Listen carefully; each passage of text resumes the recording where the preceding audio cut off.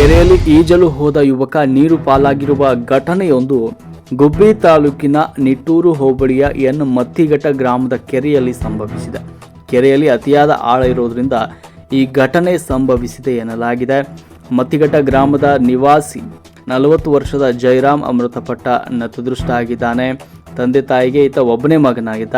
ಹೆಚ್ಚಿನ ಬಿಸಿಲಿನ ತಾಪಮಾನಕ್ಕೆ ಕೆರೆಯಲ್ಲಿ ಈಜಲು ಹೋದಂಥ ಯುವಕ ಜೈರಾಮ್ ಸ್ವಲ್ಪ ದೂರ ಈಜಿಕೊಂಡು ಹೋದ ಯುವಕ ಮತ್ತೆ ಹಿಂತಿರುಗಿ ಬರುವಾಗ ಮುಳುಗಿ ಸತ್ತಿದ್ದಾನೆ ಎನ್ನುವಂಥ ಮಾಹಿತಿಯನ್ನು ಸ್ಥಳೀಯರು ನೀಡಿದ್ದಾರೆ.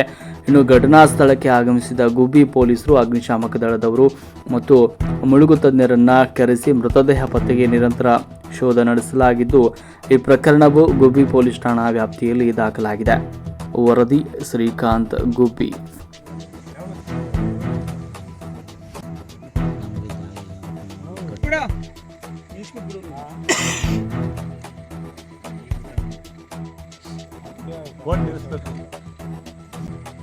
ಆ ಥರ ಕ್ಲಿಯರ್ ಕಾಣ್ಬೇಕು.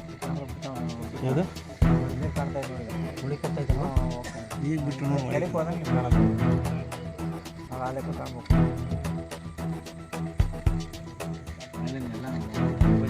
ಗಡಿ ಎತ್ತು